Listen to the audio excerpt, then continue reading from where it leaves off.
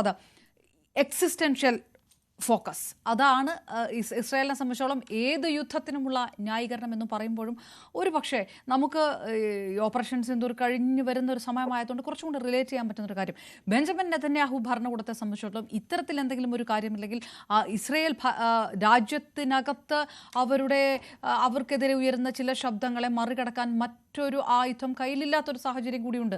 അപ്പോൾ അതുകൂടി നെതന്യാഹു ഇതിനകത്ത് ഉപയോഗിക്കുന്നുണ്ട് എന്നുള്ളത് കൂടി വ്യക്തമല്ലേ? ഇത് ഒരു സമ്പൂർണ്ണ യുദ്ധത്തിലേക്കോ അല്ലെങ്കിൽ ഈ തരത്തിലേക്കുള്ള ഇറാന്റെ പരിപൂർണമായ കീഴടങ്ങലിലേക്കോ ഇല്ലെങ്കിൽ രണ്ടാം ലോക മഹായുദ്ധത്തിനു ശേഷം നിലനിന്നു പോകുന്ന ഒരു ഡിപ്ലോമസി ഉണ്ട്, അത് നശിക്കുന്നു എന്നുള്ള ഒരു ഘട്ടത്തിലേക്ക് കടക്കില്ലേ? അങ്ങനെയാണെങ്കിൽ സ്വാഭാവികമായിട്ടും ഇനി ഇന്ത്യയെ സംബന്ധിച്ചിടത്തോളം ഇത്തരം ചില സാഹചര്യങ്ങൾ വരുമ്പോൾ ലോകരാഷ്ട്രങ്ങളുടെ നിലപാട് ഒരുപക്ഷെ ഇതൊക്കെ തന്നെ ആവില്ലേ? നോക്കൂ അപർണ, ഈ ഇസ്രായേലിൻ്റെ ഈ എക്സിസ്റ്റൻഷ്യൽ ക്രൈസിസ് എന്ന് പറഞ്ഞു കഴിഞ്ഞാൽ അത് ആധുനിക ഇസ്രായേലിൻ്റെ ജനനം മുതൽ തന്നെയുണ്ട്. ആ രാജ്യം ജനിച്ചു വീണത് തന്നെ ഒരു മഹായുദ്ധത്തിലേക്കാണ് 1948. അന്നത്തെ അവിടുത്തെ പാലസ്തീൻ എഗ്രിമെൻ്റ് അത് ആദ്യം തള്ളിയത് അറബ് രാജ്യങ്ങളാണ്.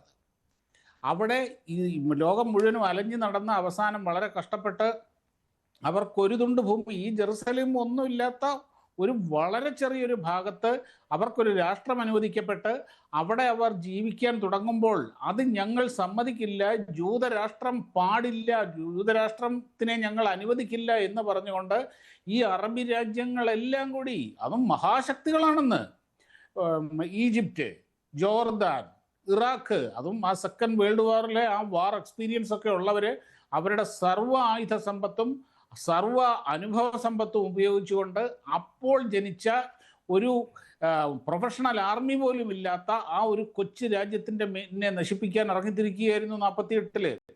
പക്ഷേ ചരിത്രം മറ്റൊന്നായി മാറുകയാണ് ചെയ്തത്. അവർ ഇവരെ എല്ലാവരെയും തോൽപ്പിച്ചു. അത് മാത്രമല്ല, അവരുടെ മേളിൽ നടത്തിയ 3 മഹായുദ്ധങ്ങൾ, ഒന്ന് ഈ ഒന്നാം അറബ് ഇസ്രായേൽ യുദ്ധം, പിന്നെ 1967 6 ദിവസത്തെ യുദ്ധം, 1971 യോം കിപ്പൂർ യുദ്ധം, ഇതെല്ലാം ഈ ചുറ്റും കിടക്കുന്ന അറബ് രാജ്യങ്ങൾ ഒരുമിച്ചാണ് ഈ കൊച്ചു രാജ്യത്തിന് മേൽ നടത്തിയത്. അത് അവരുടെ ലക്ഷ്യം അനൗൺസ്ഡ് ആയിരുന്നു, ജൂതരാജ്യത്തിനെ തുടച്ചു നീക്കും ഈ ഭൂമിയിൽ നിന്ന്.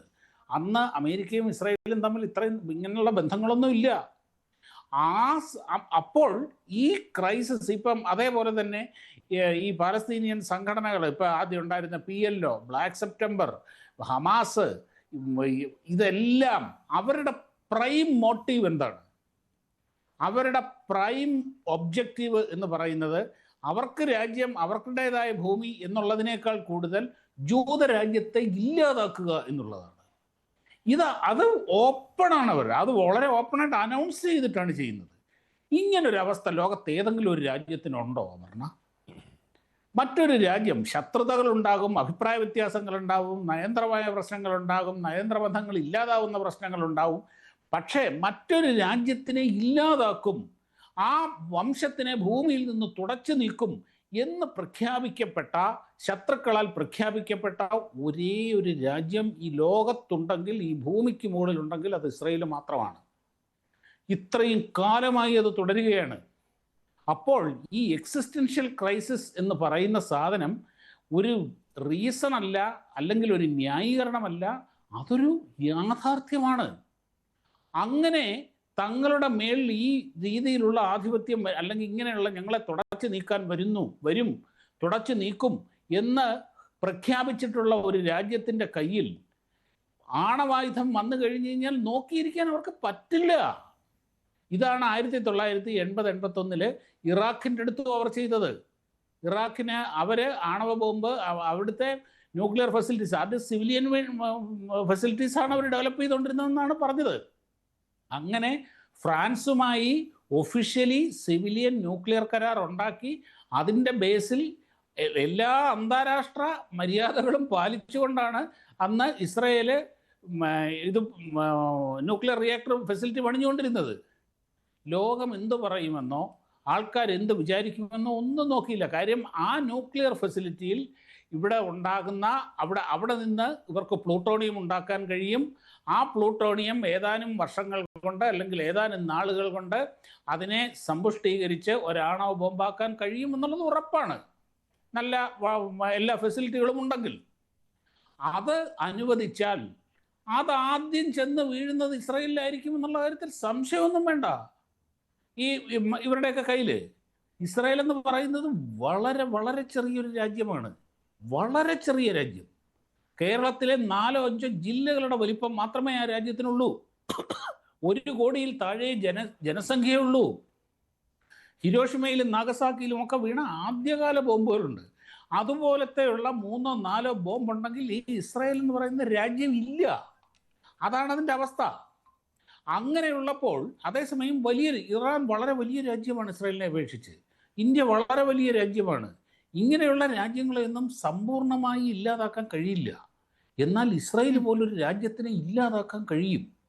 അവിടെ ജീവിക്കുന്ന ഒരു സമൂഹം, ആ സമൂഹം എപ്പോഴും തങ്ങളെ നശിപ്പിക്കാൻ ഒരുങ്ങിയിരിക്കുന്ന ശത്രുവിൻ്റെ കയ്യിൽ എന്തൊക്കെയുണ്ട്, തങ്ങളെ നശിപ്പിക്കാൻ കഴിയുന്ന രീതിയിൽ ആയുധങ്ങൾ അവർ സംഭരിച്ചാൽ അവർ അതിൽ കൺസേൺഡ് ആണ്. അതിനുള്ള കാര്യങ്ങൾ അവർ ചെയ്യും. അതിനുവേണ്ടി ലോക സമൂഹം എന്തു പറയുമെന്നോ ഇനി മാനവികതയോടെയോ ഇങ്ങനത്തെയുള്ള ഒരു മാനദണ്ഡങ്ങളും അവിടെ ഇല്ല. ഈ യുദ്ധത്തിനെ പറ്റിയൊക്കെയുള്ള എവിടെ വന്നാലും ഉടനെ നമുക്ക് കുറേ കാര്യങ്ങൾ വരും.